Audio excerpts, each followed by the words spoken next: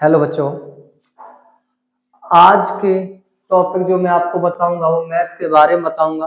कैसे मैथ में आप नंबर अच्छे पा सकते हैं।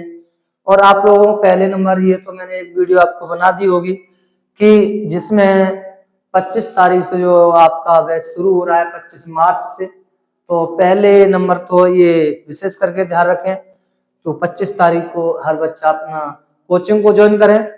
और इसमें आपको मैं पहले ये बताऊं, मैथ के बारे में जो बात चल रही है, कुछ बच्चों की बहुत बड़ी समस्या होती है कि मैथ के कोई भी क्वेश्चन करते समय उन्हें कि क्वेश्चन या आधा फंस जाता है। आधे फंसने के बाद में वो बच्चे कह देते हैं कि अब आगे नहीं हो रहा है, तो वहां पर क्वेश्चन को उसमें लगे रहते हैं। ऐसा काम ना करें। क्यों? जहां क्वेश्चन आपका गलत होता है, किसी कारण कोई भी गलती होती है, उसमें आप एक बात ये ध्यान रखें, क्वेश्चन को वहीं पर छोड़ देना।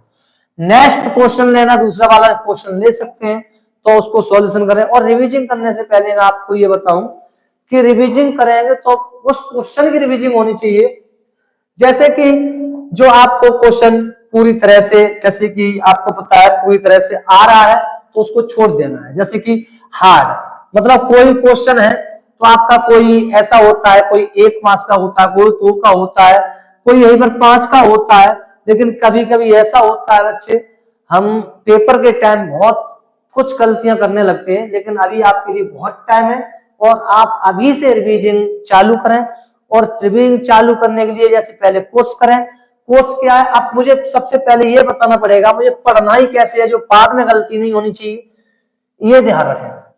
क्योंकि जैसे कि कोई सा भी चैप्टर चल रहा है, मान लीजिए मैंने एक पहला चैप्टर पढ़ लिया, हर बच्चे ने करे पहला चैप्टर पढ़ लिया है।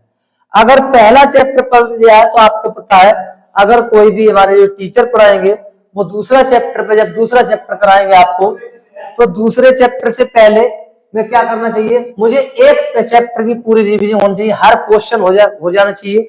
जितनी बार हो जाए उतनी बार कोशिश करनी।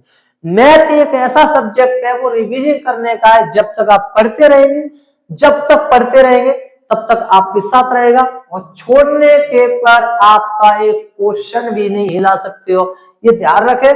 क्योंकि मैथ कोई ऐसा नहीं है। और जैसे आगे की क्या प्रक्रिया, जैसे कि आपका आप टीचर ने जैसे कि तीसरा चैप्टर शुरू किया, आपको दूसरा चैप्टर की फुल रिवीजन होनी चाहिए, आपको आना चाहिए।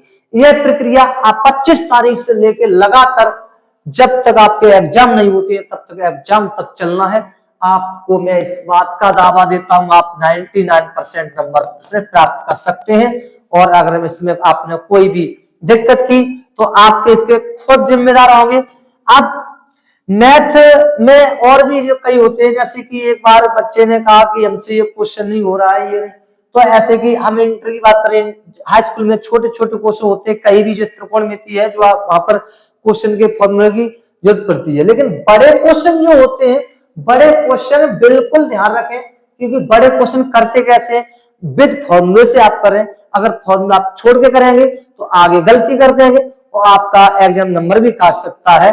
तो इस बात का विशेष करके ध्यान रखें। तो आप लोगों को मैं ये आप समझ में आया होगा कि मैथ में तो 25 तारीख से हर बच्चे आप इस पर आ जाइए और 25 तारीख से कोचिंग ज्वाइन करिए।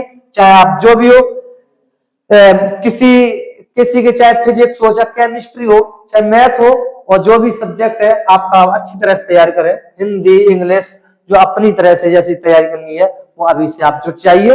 और 11 महीने की लगातार आप बैठे रहिए, आपका बढ़िया मार्क्स हो जाएंगे, लगभग 90% मार्क्स प्राप्त कर लो।